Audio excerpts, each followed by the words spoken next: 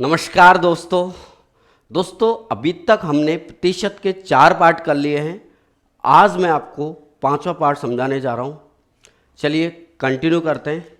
इस पार्ट में मैं आपको बताता हूं, कोई भी संख्या, कोई भी नंबर अपने आप में एक होता है, एक भाग होता है। अगर प्रतिशत में बात करें तो वो 100% होती है। ठीक है, अगर उस संख्या के 2 टुकड़े करें, यानी एक टुकड़ा अगर 3/5 हिस्सा हुआ तो दोस्तों दूसरा टुकड़ा होगा 2/5। कैसे ज्ञात करते हैं? ये 5 है, टोटल चीज नीचे होती है, आपको पता है। अगर 5 में से 3 हिस्से यहां पर है तो बचा कुचा हिस्सा कौन सा होगा? 5 में से 2, यानी ये एक तरीके से शेष पार्ट हो गया। क्लियर हो रही है बात? अगर हम प्रतिशत में बात करें, कोई भी संख्या है, अगर उस संख्या का एक पार्ट 60% है तो दूसरा पार्ट क्या होगा दोस्तों?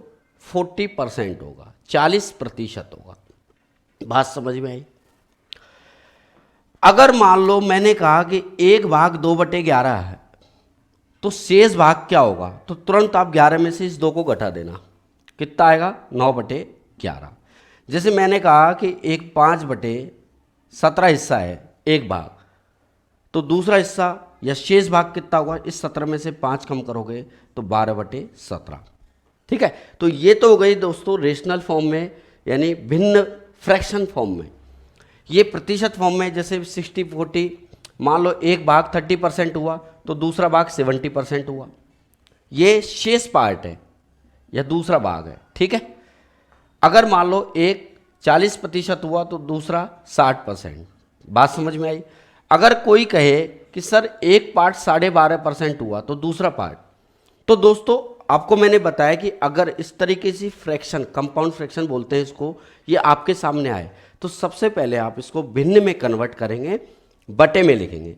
तो 12.5% हम जानते हैं 1/8 हुआ, मतलब 8 में से एक हिस्सा इधर है तो दूसरा हिस्सा कितना होगा दोस्तों? 7/8। इसमें से डायरेक्ट आप घटा दो। बात समझ में आई? जैसे मान लो किसी ने कहा कि सर एक पार्ट हमारा 16/2/3% हुआ, यहां लिख देता हूं 16/2/3%। तो मैंने दोस्तों अभी अभी समझाया, इसका दूसरा हिस्सा यानी इसका शेष भाग हमें निकालना है। तो सबसे पहले इस कंपाउंड फ्रैक्शन मिश्रित भिन्न को आप बटे में लिखेंगे, जो कि हम जानते हैं 1/6 होता है। तो दूसरा पार्ट 6 में से 1 घटा दो तो कितना बचा? 5/6। दोस्तों ये बहुत काम की चीज़ हम लोगों के लिए, आप इनकी कॉपी कीजिए। कुछ सवाल मैं आपके सामने लेता हूं। मित्रों ये 2 सवाल आपके सामने हैं, समझते हैं। पानी में 14.2/7% हाइड्रोजन और शेष ऑक्सीजन होती है, तो बताओ 350 ग्राम पानी में कितनी ऑक्सीजन होगी? हमें पता है कि पानी में एक हाइड्रोजन होती है और दूसरी ऑक्सीजन। हाइड्रोजन को H बोल देता हूं, ऑक्सीजन को O बोल देता हूं। ठीक है, अब कह रहा है कि 14.2/7% हाइड्रोजन, तो एक भाग 14.2/7% हुआ तो दूसरा, अब दूसरा मैंने आपको बताया कि अगर मिश्रित भिन्न आ जाए तो सबसे पहले आपको भिन्न में बदलना है। तो हम जानते हैं ये होता है 1/7 हिस्सा। बात क्लियर? तो 7 में से एक हाइड्रोजन है दोस्तों, तो 7 में से कितनी ऑक्सीजन बची? सर 6 ऑक्सीजन बची। बिल्कुल ठीक समझा दोस्तों, 6/7 भाग हमारी ऑक्सीजन हुई। तो कह रहा है 350 ग्राम पानी में कितनी ऑक्सीजन होगी? तो ऑक्सीजन मैं निकाल सकता हूं, 350 जो ग्राम है उसका 6/7 हिस्सा। आपका सीधा सीधा आंसर आ जाएगा 7×5 35, यानी 6×5 30, 300 ग्राम आपकी ऑक्सीजन होगी। यही इस सवाल का आंसर। ठीक है साथियों, चलिए इस सवाल को पढ़ते हैं। एक व्यक्ति के पास 16,000 रुपये हैं। यदि उसने उनका 37.5% खर्च कर दिया तो बताओ उसके पास कितने रुपए शेष बचेंगे? मित्रों यहां भी कुछ ऐसा ही हमें करना है। हमें पता है कि जो भी उसके पास पैसे हैं, जो भी उसके पास रुपए हैं, उसका एक भाग तो 37.5% हुआ। तो आप जानते हो 37.5% का फ्रैक्शन फॉर्म भिन्नात्मक रूप होता है 3/8। तो एक हिस्सा 3/8 हुआ साथियों, तो दूसरा हिस्सा यानी शेष पार्ट हुआ कितना, 5/8। कैसे ज्ञात किया हमने, 8 में से 3 ये है, तो 8 में से कितना बचा, 5, क्योंकि हम जानते हैं कुल चीज़ कहाँ होती है साथियों, नीचे बटे में होती है। तो 5/8 उसके पास शेष बचे, तो 16,000 रुपये का 5/8 हिस्सा आप निकाल दोगे तो आंसर आ जाएगा 16,000 इंटू 5/8, यानी 8 दूनी 16, 2,000 गुणा 5, 10,000 रुपये उसके पास क्या बचे, शेष बचे। ये इस सवाल का आंसर। आइए दोस्तों कुछ और सवाल लेते हैं जब तक आप इनको लिखो। साथियों इस सवाल में मैं आपको एक खूबसूरत कॉन्सेप्ट और समझाने जा रहा हूं जो हमारे लिए बहुत ही ज़्यादा महत्वपूर्ण है, बहुत ध्यान से समझना है इसको। मैं इसको 2 कॉन्सेप्ट इसमें समझाऊंगा, 2 तरीके से इसको समझाने वाला हूं। मल्लिका ने कुछ कबूतर खरीदे, उनमें से 10% कबूतर मर गए दोस्तों। शेष में से जो शेष बचे उसमें से 25% उड़ गए। अब 27 कबूतर शेष बचे, तो मल्लिका ने कुल कितने कबूतर खरीदे थे। जैसे हमें नहीं पता, हमने कह दिया कि उसके पास स्टार्टिंग में 100 कबूतर थे, यानी 100 कबूतर उसने खरीदे थे। अब कह रही है क्या 10% तो इसमें मर गए। जब 10% मर गए तो यूं बताओ कितना परसेंट बचा। तो आप ऐसे करो, 10% का मतलब होता है 10/100, तो 100 में से 10 मर गए तो 100 में से कितने बचे, 90, यानी 90% बचे। तो आप 90% शेष बचे। ठीक है, इस तरीके से आप जो भी परसेंटेज है उसके 2 टुकड़े कर लेना। अब 100 का 90% हम जानते हैं 90 होता है। 100 में जो भी प्रतिशत आप निकालते हो सेम निकलती है। क्लियर। अब 90 बचे। अब 90 में से क्या कह रहा है कि 25% उड़ गए, 25% माइनस हो गए, तो कितने बचे। तो आपको पता है कि 25% होता है 25/100। जब 100 में से 25 गए तो कितने बचेंगे, 75%, यानी 75% कबूतर उसके पास शेष बचे। दूसरा पार्ट 75% आ गया। अब ये नहीं कि 90 का 75% आप 75 लिख दो, ये दोस्तों कर दिया तो गलत हो जाएगा। ऐसे नहीं करना है, क्योंकि 100 का 75% 75 होता है, लेकिन 90 का 75% क्या होता है। देखो आप क्या करेंगे, 90 इंटू 75/100 लिखना। ये बहुत बड़ी गलती होती है हम लोगों की। 25 75, 25 चौका 100, और काट लो 2 से 45, नीचे 2 बार, तो 45 या 135/2 कबूतर शेष बचे अगर स्टार्टिंग में 100 कबूतर उसने खरीदे थे। क्वेश्चन में कह रहा है कि अब उसके पास 27 कबूतर शेष बचे, यानी ये 135/2 जो है दोस्तों, ये इकाई जो है वो हमारा 27 के बराबर होगा। बात समझ में आई, ये 27 के बराबर होगा। जब एक इकाई हमें ज्ञात करना है तो कैसे ज्ञात करेंगे, ध्यान दें। 27 एकम 27, 27 पंजे 135, यानी 5/2 इकाई एक आ गया। तो एक इकाई हमें ज्ञात करना है तो इसका क्रॉस मल्टीप्लाई कर दो, नीचे वाली चीज़ ऊपर चली जाएगी और ऊपर वाली चीज़ कहाँ जाएगी दोस्तों, नीचे। तो 2 एकम 2 हो गया, ठीक है, 2 एकम 2 हो गया। नीचे क्या जाएगा, 5 एकम 5, क्योंकि नीचे उसने क्या है, 1 है। 2/5 आ गया एक इकाई, 2 ऊपर पहुँच गया, 5 नीचे आ गया।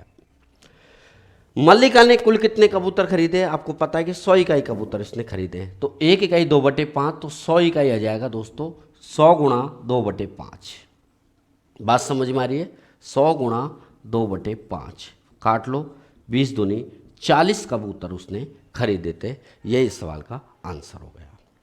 चलिए दोस्तों, इसमें मैं आपको एक तरीका और समझा देता हूं, एक तरीका और आप सीखो।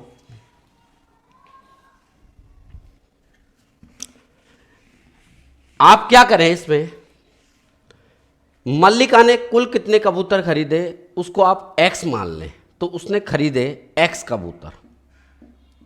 ये भी बहुत अच्छा तरीका है साथियों, समझना ध्यान से आपको।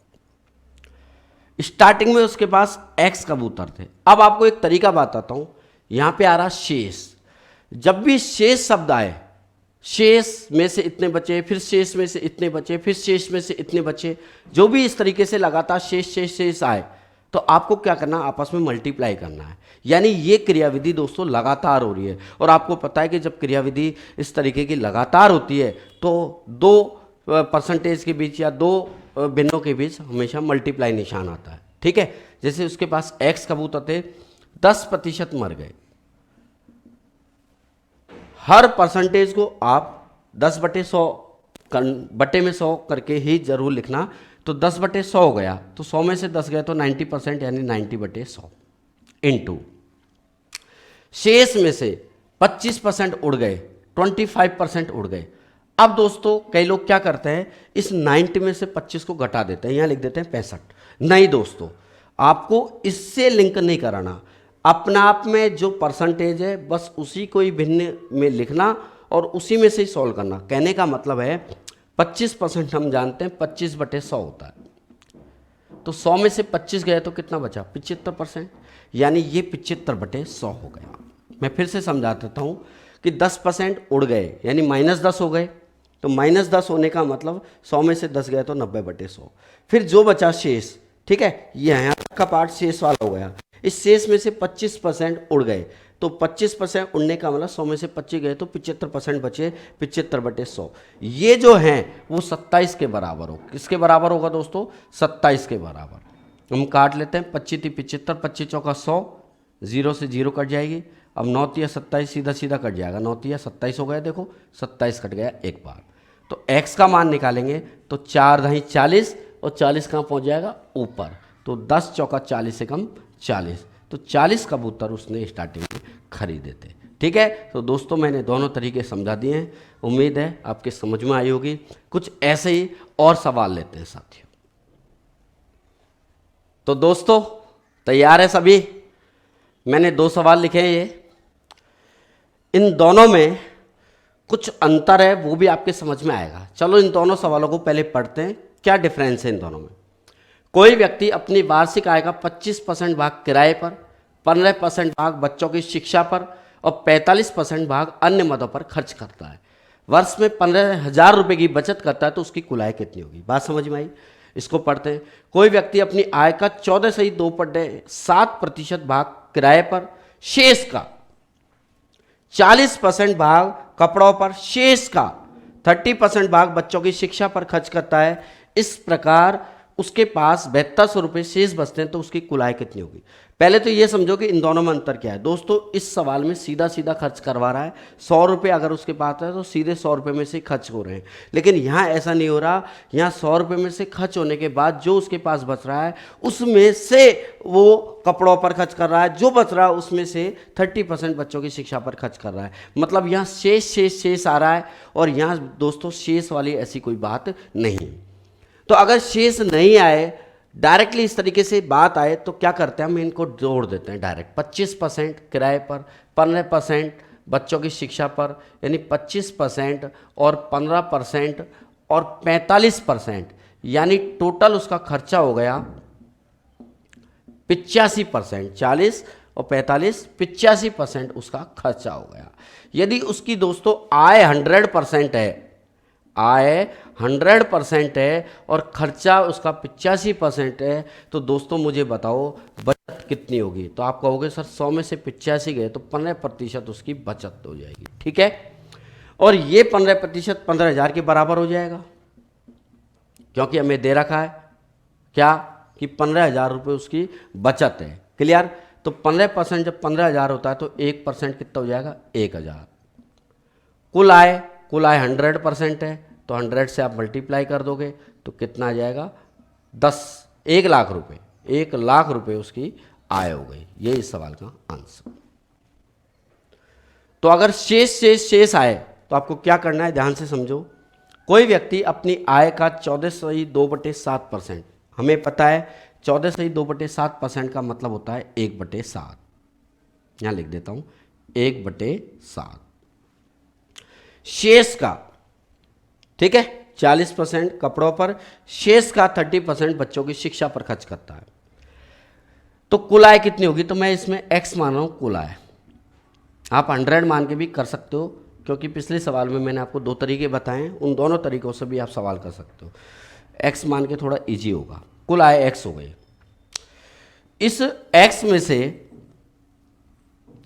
1/7 किराए पर खर्च हो गया। तो मुझे बताओ 1/7 जब खर्च हो गया x में से,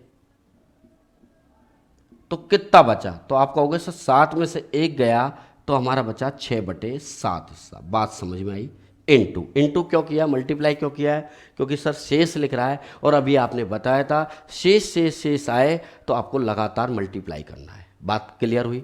चलिए 40% भाग कपड़ों पर, तो 40% तो सीधा सीधा खर्च हो गया, यानी 100 में से 40% मतलब 100, 40/100, 100 में से 40 जब गया तो कितना बचा, 60% मतलब 60/100 इनटू शेष का, इसलिए मैंने मल्टीप्लाई लगाया। ठीक है, 30% बच्चों की शिक्षा पर, जब 30% शिक्षा पर खर्च कर दिया साथियों तो 70% ही तो बचा उसके पास, नहीं बचेगा क्योंकि 30/100, 100 में से 30 गए तो बचा 70/100। इस प्रकार उसके पास बचे हैं, देखो कितने रुपए, 7200 रुपये, यानी बराबर क्या कर दो, 7200 कर दो। बात समझ में आई सभी के? काट लो इसको, 2 जीरो ये कट गई, ठीक है, 0 से 0 ये कट जाएगा। अब 7 से ये वाला 7 कट गया, देखो दोस्तों कट गया। अब 6 छंग 36 हो गया, और 36 से सीधा सीधा मैं सामने वाली वैल्यू काट सकता हूँ। आपको पता है बीच में यदि बराबर होता है तो ऊपर से ऊपर काटो, नीचे से नीचे काटो, ये एक फिक्स तरीका है हमारा। तो आप काट लो 6 छंग 36, 36 से काटोगे 36 दूना 72, 200। अब ये 2 जीरो मत काट देना क्योंकि ये मल्टीप्लाई होंगी, तो x का मान क्या जाएगा साथियों, 200 के पास 1 और ये 1, यानी 2 जीरो और जाके चिपक जाएंगे, यानी 20,000 रुपये उसकी क्या है, इनकम है। यही इस सवाल का आंसर। चलिए दोस्तों और बेहतरीन सवाल हम लेते हैं, तो आप इसकी कॉपी करो। विद्वानों सेम सवाल और मजेदार तरीके से सीखो आप, कोई भी दिक्कत नहीं आने दूंगा आपको मैं। एक व्यक्ति ने अपनी आय का 20% अपने बड़े पुत्र को दिया, बात क्लियर। शेष का दोस्तों लो आ गया शेष, और शेष शब्द आते मल्टीप्लाई निशान आ जाता, आपको पता है। शेष का 30% अपने छोटे पुत्र को दिया, शेष यहां भी लगातार क्रियाविधि हो रही है। बची हुई राशि का 10% उसने ट्रस्ट को दान कर दिया, और इसके पास इस प्रकार 10,080 रुपये अगर बचे हो तो उसकी आय कितनी होगी साथियों, ये हमें बताना है। तो हमने क्या किया, उसकी आय को मान लिया x, उसकी जो आय है, इनकम है, उसको कह दिया x है। अब विद्वानों हम देख पा रहे हैं 20% अपने बड़े पुत्र को दिया, तो आप यही कर लो, जब 20% बड़े बेटों को दिया तो हर परसेंट को इंडिविजुअली देखा करो। 20% का मतलब 20/100, यानी 100 में से 20 गए तो दोस्तों 80/100 बचेगा। बात समझ में आई कि नहीं आ गई? फिर हमने पढ़ा ये शेष, अगर शेष नहीं होता, ये शेष शब्द नहीं होता तो मैं इस 20 को 30 को जोड़ देता। ठीक है, एक और लेंगे ऐसा ही सवाल, चिंता मत करो, अभी तो आप इसको समझो। तो शेष का, शेष शब्द आ गया, मल्टीप्लाई लगा दिया, यानी लगातार क्रियाविधि हो गई। 30% अपने छोटे पुत्र को दिया 30%। हर परसेंटेज को आपको इंडिविजुअली देखना है। 30%, 30/100, यानी 100 में से 30 गए तो दोस्तों 70/100 बचेगा। बात क्लियर हुई? फिर शेष आ गया, मल्टीप्लाई लगा दो। बची हुई राशि का 10% ट्रस्ट को दिया, तो हमने कर दिया माइनस का 10%। 10% मतलब 10/100, 100 में से 10 गए तो 90/100। ठीक है, इस प्रकार उसके पास जो भी हुआ बचे हैं उसके पास 10,080। तो ये क्रियाविधि होने के बाद उसके पास 10,080 रुपये शेष बच गए, मैंने बराबर कर दिया। अब आपको कुछ नहीं काटना पीटना है, आंसर आ जाएगा। 1 2 3 जीरो कैंसिल हो गई, 1 2 3। ठीक है, अब क्या करें, सामने वाली वैल्यू को काट लो, या और भी काट सकते हो आप, 4 से काट लो, या ऐसे करो सामने वाली वैल्यू को काट लो। 9 एकम 9, ठीक है, 1 बचा, 9 एकम 9, 9 दूनी 18, यानी 1120 आ गया। और काटो, 8 7 56 हो गया सीधा सीधा, और 8 7 56 दूनी 112, और 0 ये चिपक ही रही है। क्लियर? तो x का मान दोस्तों क्या आ जाएगा, इस 20 के पास पहुंचा देंगे। कौन सी चीज़? नीचे वाली चीज़। तो नीचे वाली चीज़ में क्या है, 1 जीरो है, 2 जीरो, यानी 3 जीरो जाके चिपक जाएंगे। 3 जीरो आप चिपका दो, तो 20,000 रुपये उसकी इनकम हो गई। ये आपका उत्तर आ गया। ठीक है दोस्तों, आ रहा है समझ में? चलिए कुछ और सवाल लेते हैं।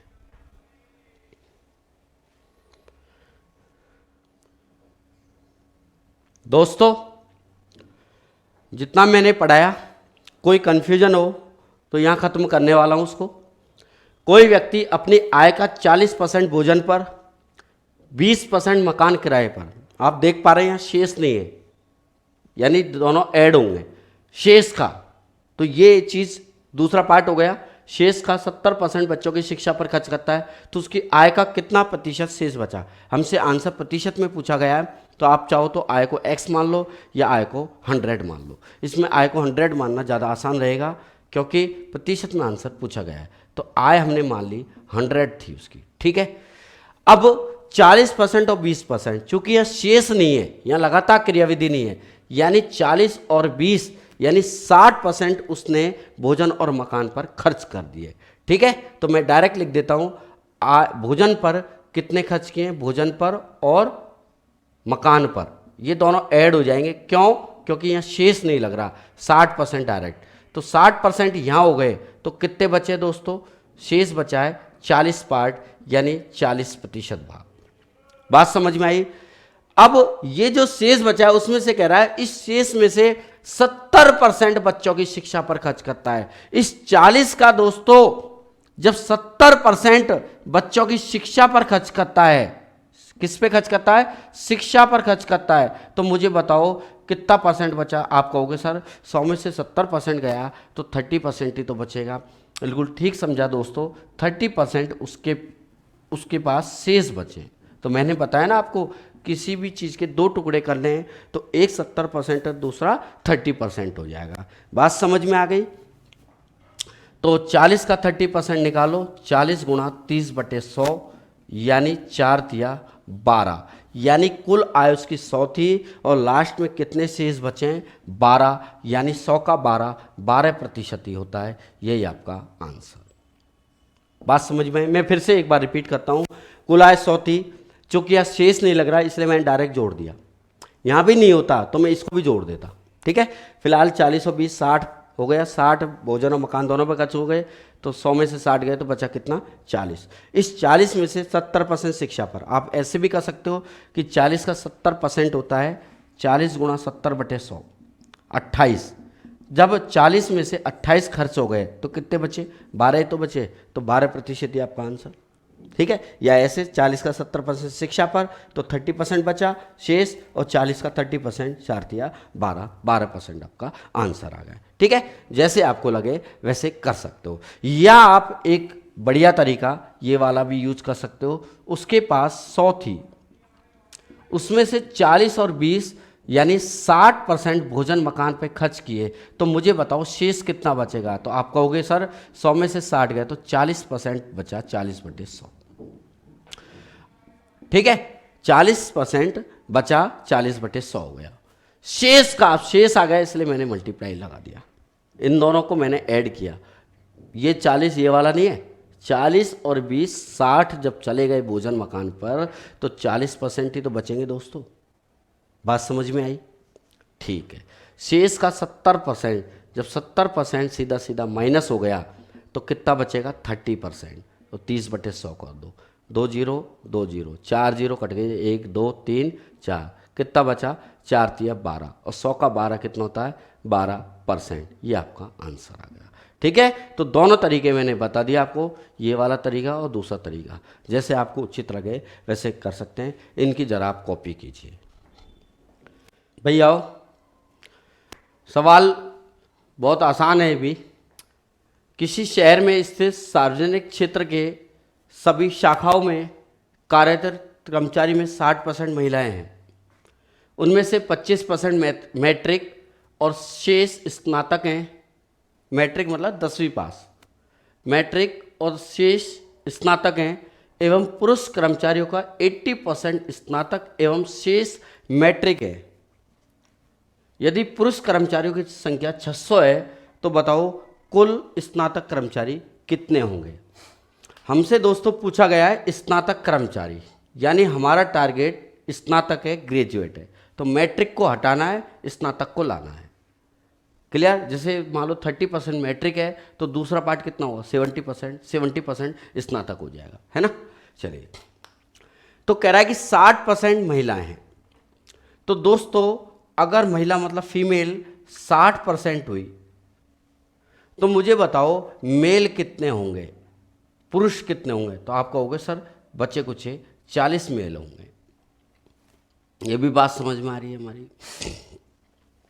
उनमें से 25% मैट्रिक, जो भी महिलाएं हैं उनमें से 25% मैट्रिक। अब दोस्तों हमें मैट्रिक को हटाना है, मैंने कहा क्योंकि हमें कुल स्नातक निकालना है। तो जब 25% मैट्रिक है तो इनको हटा दो, तो 75% स्नातक हुए कि नहीं हुए? हो गए। तो 60 का 75% आपको निकालना है, 75/100 निकालना है। तो कितना आएगा देख लो, 4 से काटोगे 15 या 45 आ जाएगा, 45। अब इस पे आ जाओ, मेल पे, पुरुष पे। पुरुष कर्मचारियों का 80% स्नातक और बाकी मैट्रिक है। तो हमें लाना क्या है, हमारा टारगेट क्या है? स्नातक है। तो सीधा सीधा कह रहा है 80%। जब स्नातक है तो बस 80% को ही आपको कैलकुलेट करना है। यहाँ मैट्रिक था इसलिए मैट्रिक को हटाया, स्नातक को लाया। यहाँ सीधा सीधा 80% स्नातक है, तो 40 का 80% मतलब 80/100 कितना हो जाएगा? 8 चौका 32। क्लियर? ये क्या हो गए? स्नातक हो गए, ग्रेजुएट हो गए। कुल कितने हो गए? तो आप कहोगे सर कुल हो गए 45 + 32, यानी 5 × 2 = 7, 77%, 77 हो गए कुल स्नातक। चलिए आगे बढ़ते हैं। यदि पुरुष कर्मचारियों की संख्या 600 है तो कुल स्नातक। अब मुझे बताओ पुरुष कर्मचारी कितने हुए? आप कहोगे सर पुरुष कर्मचारी स्टार्टिंग में देखें तो 40 है, यानी ये जो 40 है दोस्तों ये किसके बराबर होगा? 600 के बराबर होगा। यही 600 के बराबर ही क्यों? क्योंकि ये 600 क्या है? पुरुष कर्मचारी है, तो पुरुष ही हमें बराबर रखने हैं। तो हमारे अनुसार पुरुष 40 इकाई है और क्वेश्चन के अकॉर्डिंग 600 है, यानी 40 इकाई 600 के बराबर हो जाएगा साथियों। कुल स्नातक 77 है, तो पहले इसको कैलकुलेट करो, 0 कट गई, 4 एकम 4 से कटा 15, तो कुल स्नातक 77 यूनिट, 77 इकाई। तो 77 इकाई का मतलब 77 × 15 आप कर दो, 1 इकाई 15, तो 77 इकाई 77 × 15 कितना आएगा? 15 × 7 = 105, 10 105 और 10 115, यानी 1155 कुल स्नातक कर्मचारी होंगे। ठीक है, ये आपका उत्तर आ गया दोस्तों। चलिए लिखो इसको, आप लिख लिया दोस्तों। दोस्तों अब हम चुनाव पर आधारित सवाल करने जा रहे हैं। इसमें 2 कैंडिडेट खड़े होते हैं, जिसमें से एक चुनाव जीतता है तो दूसरा चुनाव हारता है। ठीक है, अब इसमें कई प्रकार के प्रश्न आते हैं, तो हम प्रश्नों को धीरे धीरे समझते हैं एक के बाद एक। तो पहला क्वेश्चन है चुनाव पर आधारित। एक चुनाव में 2 उम्मीदवारों ने भाग लिया, उनमें से एक को 60% मत मिले और वह 1600 मतों से चुनाव जीत गया, तो दोस्तों डाले गए मतों की कुल संख्या कितनी होगी? चलिए करते हैं सवाल को। हमने कहा कि डाले गए मत यानी पेटी में जितने मत आए हैं वो 100 हैं, 100% है। एक को 60% मिले हैं, तो आपको पता है 60% 60 होता है, तो 100 में से 60 एक बंदा ले गया, तो दूसरा बंदा कितना लेगा? 40। अब चूंकि जो ज़्यादा लेता है वो विनर होता है, जीतने वाला होता है विनर, और जो कम लेता है वो हारने वाला होता है लूज़र। विनर के 60 हो गए, लूज़र के 40 हो गए। क्वेश्चन में कह रहा है 1600 मतों से चुनाव जीत गया। अब दोस्तों मुझे बताओ, जीतने वाला 60 लेके गया है, हारने वाला 40 लेके गया है, इसका मतलब हार जीत का अंतर 20 वोटों का रहा नहीं रहा? बताओ सर 20 वोटों का रहेगा, क्योंकि जीतने वाला 60, हारने वाला 40, तो यानी इनका जो डिफरेंस है वो हार जीत का अंतर कहलाता है। यानी जीतने वाला 20 से जीता है तो हारने वाला 20 से हारा, एक ही बात है। तो इन दोनों का जो डिफरेंस होगा वो हार जीत का अंतर होगा। वो 20 इकाई हमें दे रखा है क्वेश्चन में, 1600 मतों के बराबर है, क्योंकि 1600 मतों से जीत गया और हमारे अकॉर्डिंग 20, तो 20 इकाई 1600 हो गया। तो काट लो इसको, 1 इकाई देखो कितना आएगा, 80 आ गया। अब पूछा क्या गया है उस पर ध्यान से पढ़ो, डाले गए मतों की कुल संख्या कितनी है साथियों। तो हम कह रहे हैं डाले गए मत 100 हैं, तो 100 इकाई हमसे पूछा गया है, तो 80 इकाई, 1 इकाई 80 आ गए, तो 100 इकाई 80 गुणा 100 मतलब 8000 मत टोटल पड़े। यही आपका आंसर हो गया। अगर इस प्रश्न में हमसे पूछा जाता साथियों कि विनर के, जीतने वाले के कितने मत मिले, तो हम निकालते 60 इकाई। बात समझ में आई। अगर हमसे पूछता कि हारने वाले के कितने मिले हैं, तो हम 40 इकाई। ये आपके, चलो एक और सवाल लेते हैं ऐसा ही, ध्यान से समझिए दोस्तों। ये भी कुछ ऐसा ही सवाल है जो पिछला था। क्वेश्चन में कह रहा है एक चुनाव में 2 उम्मीदवार थे, उनमें से एक को 30% मत मिले, एक बंदे को 30% मिल गए और वह 15,000 मतों से चुनाव हार गया, मतलब हार जीत का अंतर रहा 15,000 का। बात क्लियर। तो जीतने वाले ने कितने मत प्राप्त किए, चलिए समझते हैं। हमने कहा कि कुल मत, कुल वोट 100 आए हैं, उसमें से एक बंदा 30% ले गया। 100 का 30% सीधा सीधा पता है 30 होता है, 30 ले गया। तो दूसरा बंदा कितना लेगा, 70। ज़्यादा वाला विनर होता है, कम वाला लूज़र होता है, हारने वाला होता है। और इन दोनों का जो अंतर होता है वो हार जीत का अंतर होता है। तो इनका अंतर आ गया दोस्तों 40 इकाई का। 70 और 30 का अंतर 40 का। 40 इकाई हार जीत का अंतर हुआ, यानी 40 से हारा या 40 से जीता। क्वेश्चन में कह रहा है कि 15,000 मतों से चुनाव हार गया, मैं कह रहा हूं 40 इकाई से हार गया, यानी दोनों एक ही चीज़ है। 40 इकाई 15,000 के इक्वल हो जाएगी। बात क्लियर। चलिए पूछा गया है जीतने वाले के मत, 70 इकाई हमसे पूछा है। पहले इसको काट लो, 0 से 0 कट गई, 4 एकम 4, 4 तिया 12, 4 से 28, 4 पंजे 20, 1 इकाई 375। तो विनर के मत आ जाएंगे दोस्तों 70 इकाई। तो 70 इकाई निकालो, 70 से मल्टीप्लाई कर देंगे तो 375 इंटू 70 कितना आएगा, 0 7 5 35 3 49 3 52 2 5 21 5 26,250 मत जीतने वाले को प्राप्त हुए। बात समझ में आई। चलिए अगर इसमें हमसे पूछता कि हारने वाले के कितने मत प्राप्त हुए, तो आप निकालते 30 इकाई। पूछता कि कुल कितने मत पड़े, तो आप निकालते 100 इकाई। बात समझ में आई। ठीक है। अब दोस्तों हम बहुत सारे ऐसे ही चुनाव पर आधारित सवाल लेते हैं 1 बाय 1, आप धीरे धीरे समझते जाओ। चलो इसकी कॉपी करो, फिर ऐसा ही कोई नेक्स्ट सवाल लेते हैं। तो साथियों एक और सवाल लेते हैं, पढ़ते हैं क्या कहना चाह रहा है सवाल। किसी चुनाव में 8% मतदाताओं ने अपने मत नहीं डाले। क्लियर। इस चुनाव में केवल 2 प्रत्याशी थे, जीतने वाले ने कुल मतदाताओं के 48% मत प्राप्त कर 1100 मतों से दूसरे प्रत्याशी को हरा दिया। तो बताओ चुनाव में कुल कितने मतदाता थे। हमने कहा कि चुनाव में कुल मतदाता 100 है, कुल वोटर्स, कुल मतदाता 100 है। चलिए पढ़ो शुरू से सवाल। 8% ने अपने मत नहीं डाले, 8% ने वोट डाले ही नहीं। जब 8% ने वोट नहीं डाले, इसका मतलब 92 वोट पड़े, ये वोट आए हैं। अगर गिनती हुई तो पेटी में 92 वोट आपको दिखाई दे देंगे। क्लियर।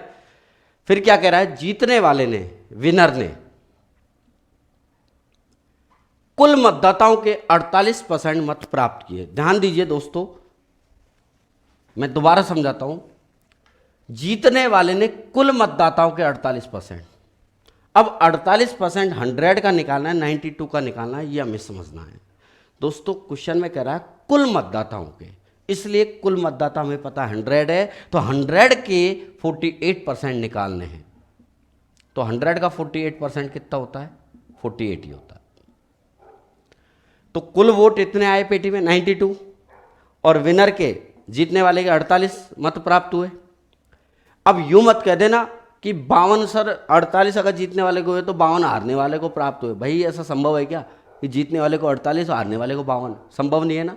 इसलिए मैं कह रहा हूं कि कुल वोट 92 आए, जिसमें से विनर 48 ले गया, तो लूज़र कितना लेगा, हारने वाला कितना लेगा सर, 92 - 48 लेगा, यानी 44 वोट लेगा। ये बात समझ में आई। अब हमें पता है कि जीतने वाले का और हारने वाले का जो अंतर होता है वो हार जीत का अंतर है। 48 और 44 का अंतर आ रहा 4 इकाई का, 4 का, यानी 4 वोटों से, 4 इकाई वोटों से चुनाव जीता है, यह चुनाव हारा है। क्लियर? चलो पढ़ें आगे सवाल। प्राप्त कर 1100 मतों से दूसरे प्रत्याशी को हरा दिया, यानी हार जीत का अंतर दोस्तों यहां क्वेश्चन में 1100 है और हम कह रहे हैं हार जीत का अंतर हमारे अनुसार 4 है। यानी मैं कह सकता हूं ये जो 4 इकाई है, 4 जो है वो 1100 के बराबर होगा। बात समझ में आई? चलिए आगे बढ़ते हैं। तो एक इकाई कितना जाएगा? 4 एकम 4, 4 दूनी 8, 4 7 28, 4 पंजे 20, 275। अब क्या पूछा गया है देखो, चुनाव में कुल कितने मतदाता थे? तो हमसे कह रहा है कि कुल मतदाता हमारा है 100 इकाई। कुल मतदाता 100 इकाई, तो 100 इकाई कितना हो जाएगा? 100 गुणा 275, तो कितना आ जाएगा? 27500, 2 जीरो चिपका दो। इतने मतदाता हैं, ठीक है, यही आपका आंसर हो गया। विद्वानों, अगर इस सवाल में हमसे पूछता कि कुल कितने वोट पड़े, तो मैं निकालता 92 इकाई। पेटी में कितने वोट आए हैं, तो 92 इकाई निकालते। पूछता कि विनर के कितने आए हैं, जीतने वाले कितने आए, 48 इकाई, हारने वाले के कितने आए, 44 इकाई। ऐसे आप ज्ञात कर सकते हैं। चलिए कॉपी कीजिए, एक और सवाल लेते हैं। नेक्स्ट सवाल साथियों, 2 उम्मीदवारों के मध्य होने वाले किसी चुनाव में पहले उम्मीदवार को कुल वैध मतों के 80% मत मिले। यदि कुल 1,80,000 मतों में से 10% मत अवैध घोषित किए गए, तो दूसरे उम्मीदवार के पक्ष में कुल कितने वोट पड़े, कितने वैध मत पड़े, हमसे पूछा गया। भैया समझो इसको, आप इसको 2 तरीके से हल करेंगे, तो मैं 2 तरीके से समझा रहा हूं। कुल 1,80,000 वोट है, इनमें से 10% मत अवैध हैं, इनवैलिड है, जिसमें से एक बंदा 80% ले गया, वैध मतों का 80% ले गया, ठीक है। तो दूसरे के कितने मत मिले, दूसरे उम्मीदवार को कितने वोट मिले, ये हमसे पूछा गया है। तो दोस्तों हमें पता है कि टोटल वोट 1,80,000 हैं। इसमें से क्या हुआ, इतने तो वोट आ गए पेटी में, फिर गिनती चालू हुई, फिर पता लगा कि यार 10% तो अवैध है, इनवैलिड है, सही नहीं है, वो सही ठप्पा नहीं लगा उन पे, हटा दिया उनको, ठीक है, पता नहीं लग रहा। तो 10% को हटा दिया, तो आपको पता है 100 में से 10% मतलब 10/100, और 100 में से 10 गया तो कितना आएगा, 90/100। तो यहां तक का पोर्शन क्या है, वैलिड का, ये वैध मत हो गए यहां से यहां तक। अब इन वैध मतों का मतलब ये लगातार प्रक्रिया चल रही है इसका मतलब, और जब लगातार प्रक्रिया चले तो आप मल्टीप्लाई निशान लगा ही सकते हैं। तो अब इन वैध मतों का एक बंदा पहले वाले को मिल रहे हैं कितना, 80 वोट, 80%। जब पहला वाला बंदा दोस्तों 80% लेके गया है, तो ध्यान से समझना, तो दूसरा बंदा कितना लेके जाएगा। अब कई लोगों की आदत है कि 90 में से 80 हटा देते हैं, 10 लिख देते हैं। नहीं दोस्तों, आपको इससे मतलब रखना ही नहीं है। मैंने आपको बताया कि पहला बंदा 80% ले गया मतलब -80% हो गया। तो हर चीज़, हर परसेंटेज अपना पे इंडिविजुअल होती है, उसको ही सॉल्व किया करो। 80% मतलब 80/100, जब 100 में से 80 गया तो कितना परसेंट बचा, 20%। मतलब दूसरा जो उम्मीदवार है, दूसरा कैंडिडेट जो है वो 20% लेके जाएगा, अगर पहला कैंडिडेट 80% लेके गया है। बात समझ में आई? ठीक है, चलिए करते हैं अब आगे कैलकुलेशन। 4 जीरो हैं, 1 2 3 4 जीरो सीधी सीधी कट गई। 18 गुणा 9 दूनी 18, तो 1800, तो 18 गुणा 18 हम जानते हैं 324, 32400, इस सवाल का आंसर आ गया। बात समझ में आई? चलिए, अगर दोस्तों इसको एक तरीके से और समझना चाहे तो आप कॉपी करो, मैं एक तरीका और समझाता हूं। लिख लिया साथियों? दूसरा तरीका इसमें सीखो आप।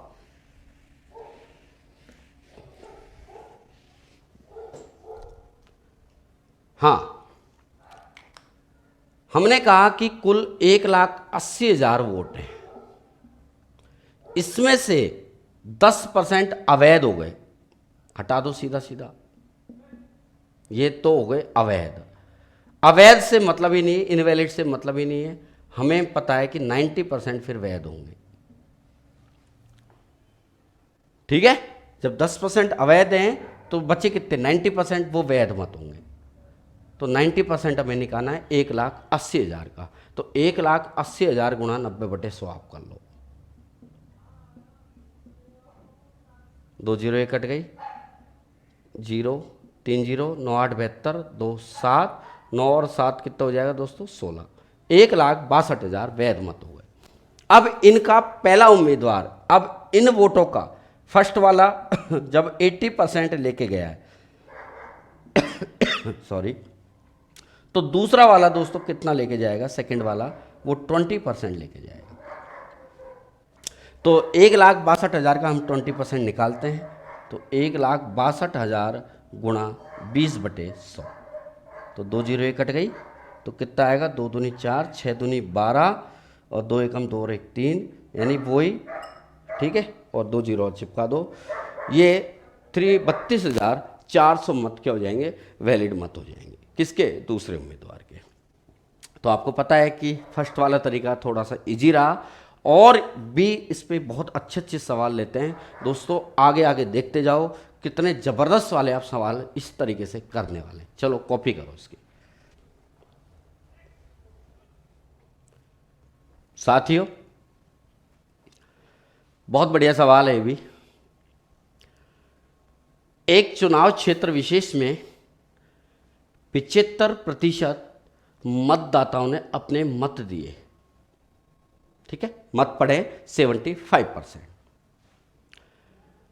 जिनमें से 2% अस्वीकार हो गए। जितने भी वोट पड़े 75%, उन वोटों में से 2% अस्वीकार हो गए। विजयी प्रत्याशी, अब कोई विजयी हुआ, विजयी प्रत्याशी को वैध मतों का, जो भी वैलिड है, वैलिड कौन से, 2% हटाने के बाद वैलिड मतों का 75% मत मिले। विजयी को 75% मत मिले, जिनकी संख्या 9261 थी। यानी हमें 9261 दे रखा है दोस्तों। ये 9261 क्या है, 9261 है विजयी प्रत्याशी के मत।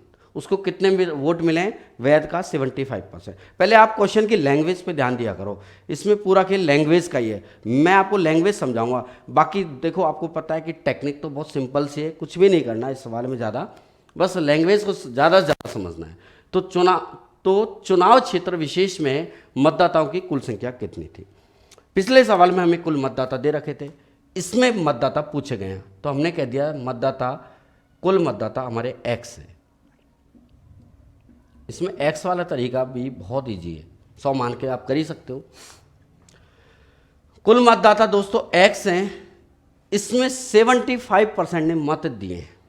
तो हमें मतों से मतलब है। अगर इसमें कहता कि 25% मत नहीं पड़े तो मैं 25 निकालता और 75% लिखता, लेकिन सीधा सीधा दे रखा 75% मत पड़े, यानी एक्स का 75% सीधा सीधा निकालना है। पेटी में कितने वोट आए बस हमें उनसे मतलब है। 75% वोट आ गए कुल मतदाताओं में। यहाँ तक क्लियर हो रही है। अब इसमें से क्या घटना हो रही है, अब लगातार क्रियाविधि है इसलिए हम गुणा लगा रहे हैं। 2% अस्वीकार हो गए इन वैध मतों का। इसमें से जितने भी वोट पड़े इसमें से 2% अस्वीकार हो गए। तो 2% दोस्तों 2/100, 100 में से 2 गया तो कितना आएगा 98/100। ये वैलिड मत हो गए, इनका गुणा कर दो। विजयी को 75% मिले और जो 9261 थी, यानी ये 9261 दोस्तों क्या है, 9261 है विजयी प्रत्याशी के मत। तो विजयी प्रत्याशी के कितने मत मिले वैध मतों का 75%, तो हमें इसका 75% निकालना है। अगर दोस्तों ये हारने वाले के मत होते तो मैं 75% हटा देता, उसकी जगह 25% लिख देता। चलो उसके ऊपर एक और सवाल ले लेंगे आगे, अभी तो आप केवल इसको ही समझो। मैं फिर से समझाता हूँ लैंग्वेज। एक्स कुल वोट है, कुल मतदाता है, जिसमें से 75% वोट पड़े हैं, इनमें से 2% अस्वीकार हो गए, 98% स्वीकार हो गए। इनका 75% वोट विजयी को मिले, विनर को मिले, ठीक है, वो जो कि क्या है 9261 है, यानी उसके इक्वल आपने कर दिया।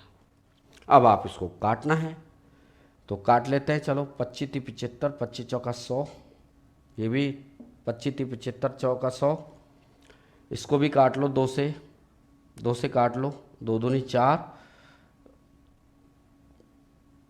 49, ठीक है। अब इसको सीधा सीधा काट लो, 3 × 9 से काट लो, या 3 से काट लो पहले, 3 × 9, या 9 से काट लो, 9 एकम 9, भाग टूट गया 0, 9 दूनी 18 और 9 9 81, ठीक है, 1029।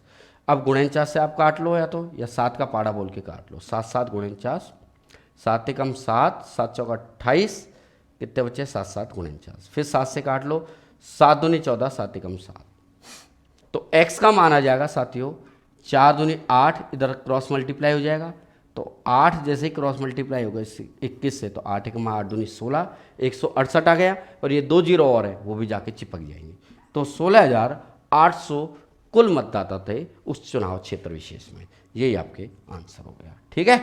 अब बहुत बढ़िया सवाल लेता हूँ, इसके बाद आगे आगे बहुत सारे सवाल है दोस्तों, हर एक सवाल को ढंग से समझो। चलो लिखो,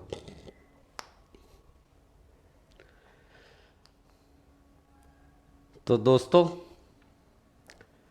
बहुत ही ज़बरदस्त वाला सवाल है ये भी, इसमें आप एक नया कॉन्सेप्ट और सीखने वाले हो। और मैंने अभी आपको बताया दोस्तों, हर प्रतिशत को आप इंडिविजुअली देखा करो। जैसे 5% अवैध घोषित हो गए तो आपको लिखना है 95/100, ठीक है। वैध कितने हुए 95/100। सफल को 75, जैसे जीतने वाले को 75% मिले, तो बताओ हारने वाले को 25% मिले। क्लियर। जैसे 25% वोट पड़े ही नहीं, तो कितने वोट पड़े 75%। तो हर प्रतिशत को आप बटे करके उसमें से घटा के सेट कर दिया करें। क्लियर। तो पढ़ते हैं इस सवाल को। 2 उम्मीदवारों के बीच हुए चुनाव में 20% मतदाताओं ने अपने वोट का प्रयोग नहीं किया, चलिए अच्छी बात है, और 5% डाले गए मत अमान्य घोषित हो गए। 5 जो भी डाले गए वोट हैं उनमें से 5% अमान्य हो गए, इनवैलिड हो गए। फिर कह रहा है सफल को कुल वैध मतों का 75% मत प्राप्त हुए और 7600 मतों से चुनाव जीत गया। तो बताओ मतदाता सूची के कुल मतदाताओं की संख्या कितनी है। तो वही हमने कह दिया, कुल मतदाता हमारे क्या हैं, x हैं। कुल मतदाता कितने हो गए, x हो गए। अब ध्यान से समझना एक एक चीज को। सबसे पहले देखो कि 20% ने वोट नहीं डाले, तो 20% माइनस कर दो, तो क्या लिखोगे आप 80/100। कितना 80/100, ठीक है। इसमें से 5% अमान्य घोषित हो गए, तो यहां से 5% फिर माइनस कर दो। अब ये नहीं कि 5% आप 80 में से घटा रहे हो और 75 लिख रहे हो, तो दोस्तों गलत हो जाएगा। क्यों? क्योंकि हर प्रतिशत को आपको व्यक्तिगत देखना है, इंडिविजुअली देखना है। तो 5% 5/100, 100 में से 5 गए तो क्या लिखेंगे 95/100। चलो ये यहां तक का पोर्शन वैलिड हो गया। और आगे लगातार क्या है, अब ध्यान से समझना। सफल को कुल वैध मतों का 75% मिले और 7600 मतों से चुनाव जीत गया। यानी दोस्तों ये जो 7600 है वो है हार जीत का अंतर। ये नहीं कि जीतने वाले के मत हो 7600, नहीं, ये है हार जीत का अंतर। यानी कि दोस्तों मैं अगर यूं कहूं कि पहले वाले को कितने मिले, यानी जीतने वाले को कितने मिले, तो आप कहोगे सर 75% मिले। ध्यान से समझना, जैसे यहां साइड में समझाता हूं। विनर को अगर 75% मिले तो बताओ लूजर को, सर 100 में से 75 गए तो वही 25%। तो बताओ हार जीत का अंतर कितना हुआ।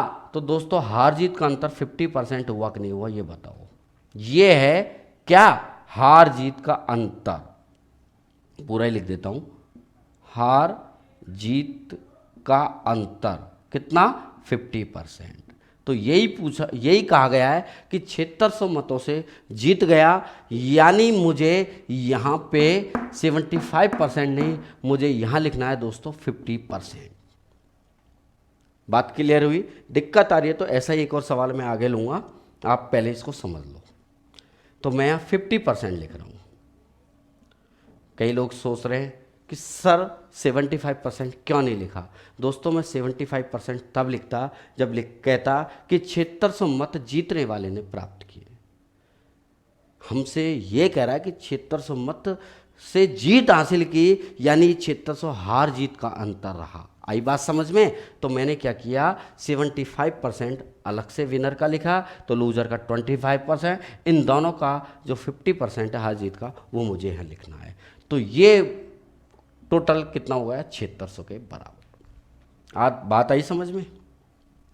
चलिए काट लेते हैं अब इसको, एक और ये 2 बार कट गया, ये भी 20 चौका 80, 20 पंजे 100, 5 से काट लो 19 बार। अब 19 चौका 76, सीधा सीधा कट गया, 19 चौका 76 कट गया, कितना बचा, 100 बच गया। ठीक है, अब x की वैल्यू जब निकालनी है तो ये 100 और 2 सीधा सीधा क्रॉस मल्टीप्लाई हो जाएंगे, तो 2 गुणा 100 200, और 2 जीरो और है उनको भी चिपका दो, यानी 20,000 मत हैं कुल मतदाता। कितने हैं, 20,000। यही आपका आंसर। ठीक है, चलिए ऐसा ही एक और सवाल लेते हैं साथियों। तो साथियों सेम सवाल, कोई भी दिक्कत आ गई हो तो इसमें आपके समझ में आ जाएगा। 2 उम्मीदवारों के बीच हुए चुनाव में 20% मतदाताओं ने अपने वोट का प्रयोग नहीं किया, वही सेम है। 12.5% मत अवैध घोषित हो गए, और सफल उम्मीदवार को कुल वैध मतों का 60%, ये पूरी लाइन यहाँ, ये वाली लाइन इंपॉर्टेंट है, सफल उम्मीदवार को 60% वोट मिले वैध का, और 5600 मतों से चुनाव जीत गया। लो दोस्तों, 5600 हार जीत का अंतर आ गया। 5600 जीतने वाले के मत नहीं है, बस पूरा खेल इसी का ही समझने का है। ये जो डेटा दे रखा है वो क्या है, वो डेटा है जीत का अंतर, हार जीत का अंतर। ठीक है, तो शुरू करते हैं दोस्तों।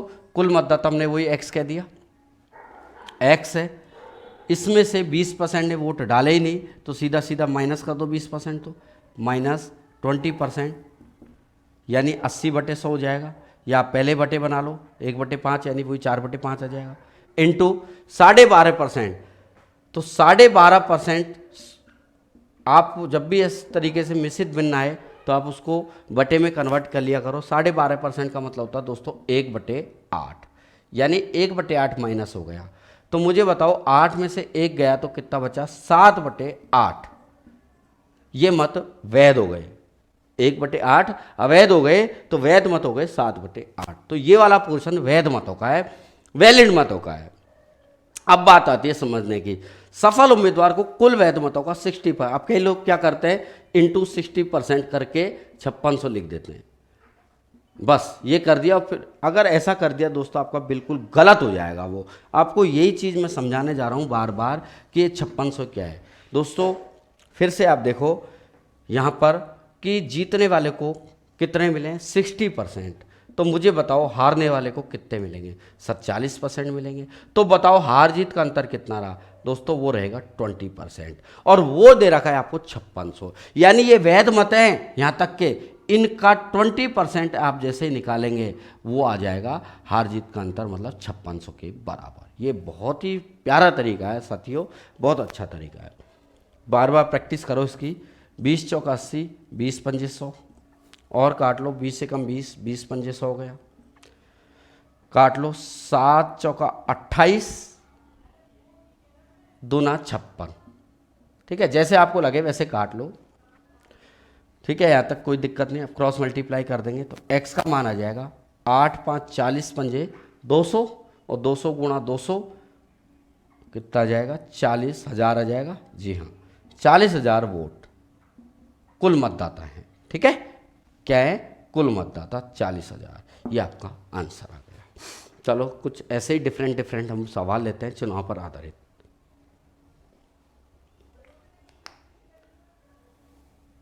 साथियों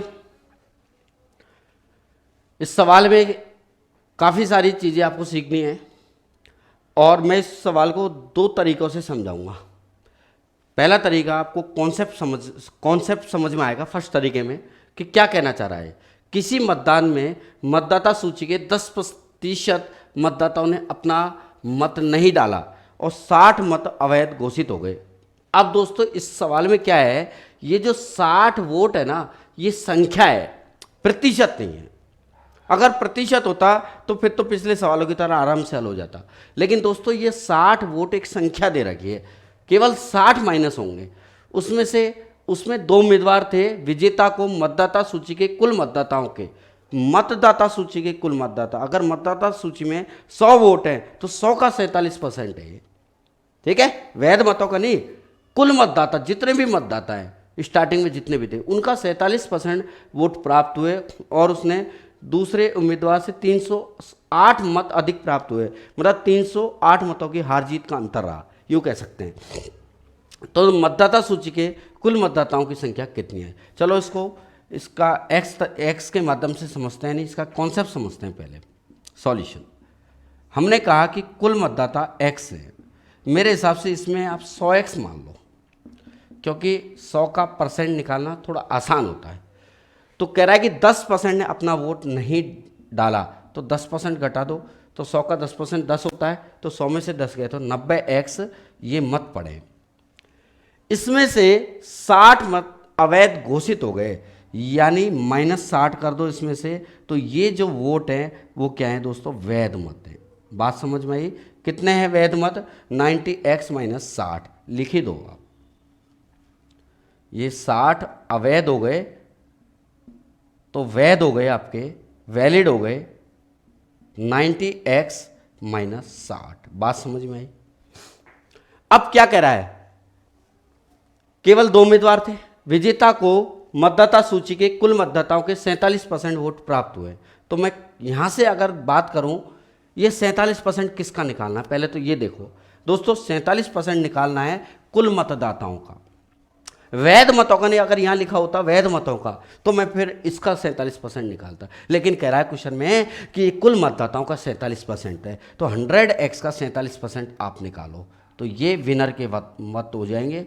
47% कितना है? 47, ठीक है, 47%, 47x हो जाएगा। अब दोस्तों हारने वाले को कितने मिले ये हमें निकालना है, तो आप यूं मत कह देना कि 100 में से 47 से ले गया तो 53, ये संभव है क्या? पहली बात तो 53 संभव ही नहीं है, क्योंकि जीतने वाले को ज़्यादा मिलेंगे, हारने वाले को कम मिलेंगे।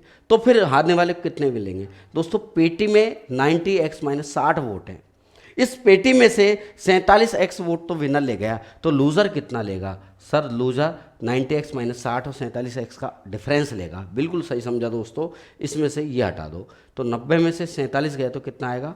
43x - 60, ये जीतने वाले के, ये हारने वाले के।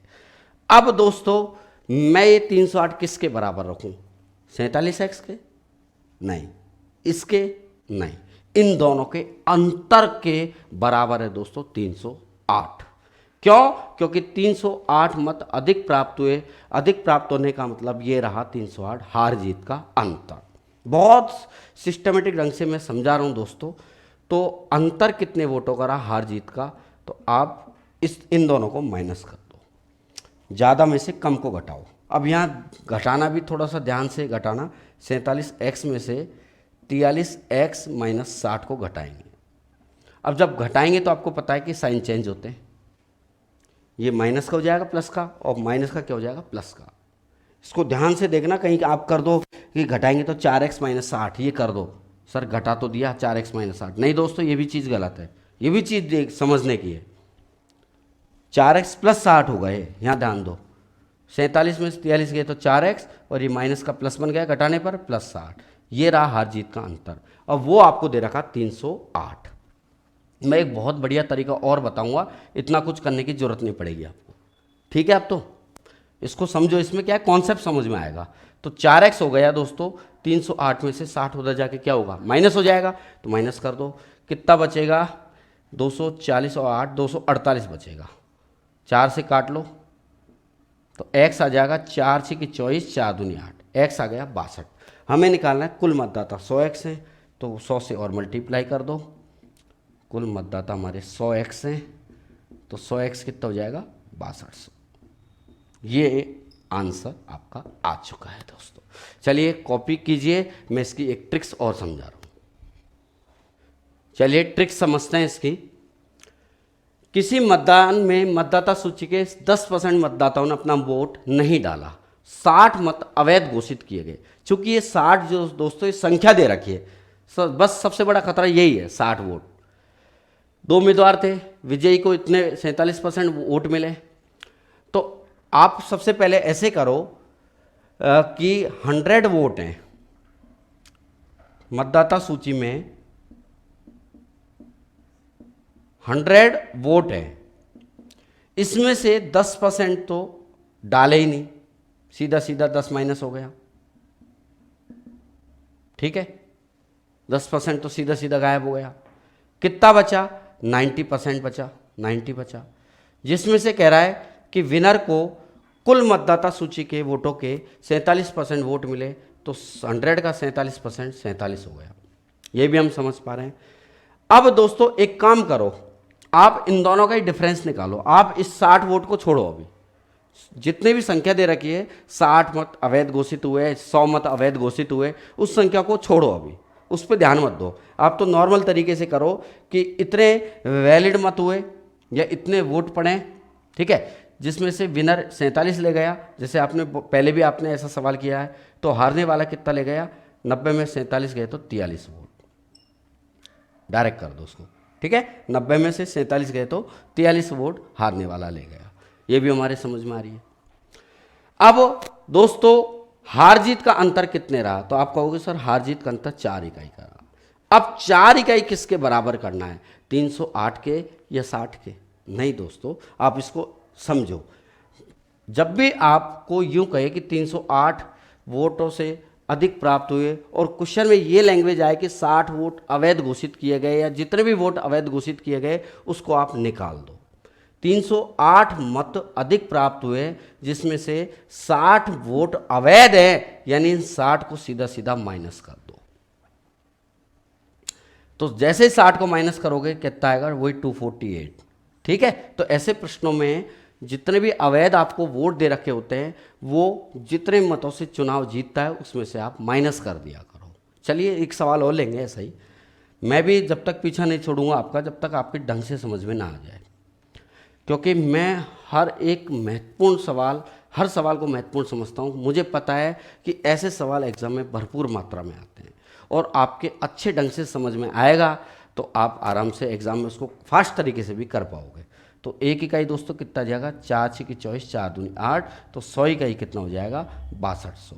ठीक है, 100 इकाई 6200, यही आपका आंसर आ गया। तो ऐसा ही यही आंसर आया था मेथड में भी। ठीक है, चलो मैं एक सवाल और समझाता हूँ, आप इसकी कॉपी कीजिए। तो मित्रों दोबारा इसमें समझते हैं जो मैंने अभी ट्रिक समझाई थी। किसी मतदान में मतदाता सूची के 20% मतदाताओं ने अपने मत नहीं डाले, क्लियर, और 100 वोट, एक संख्या दे रखी है 100 वोट, केवल 100 वोट अवैध घोषित किए गए। केवल 2 उम्मीदवार थे। विजेता को मतदाता सूची के कुल मतदाताओं के 44% वोट प्राप्त हुए और दूसरे उम्मीदवार से 580 वोटों से चुनाव जीत गया। ठीक है, हार जीत का अंतर 580 रहा। तो मतदाता सूची के कुल मतदाताओं की संख्या कितनी है? तो आप तो कुल मतदाता 100 माना करो, इसमें कुल मतदाता 100, क्लियर। अब क्या हुआ? 20% तो अवैध घोषित हो गए। जब 100 में से 20 गए तो कितने बचे? 80।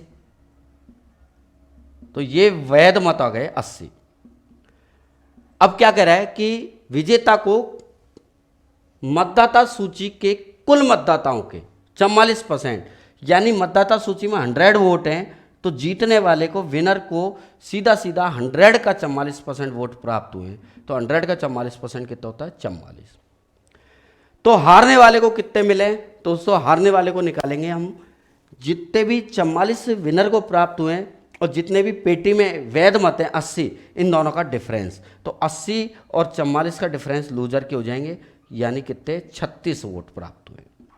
और इन दोनों का जो डिफरेंस है वो हार जीत का अंतर आ गया 8।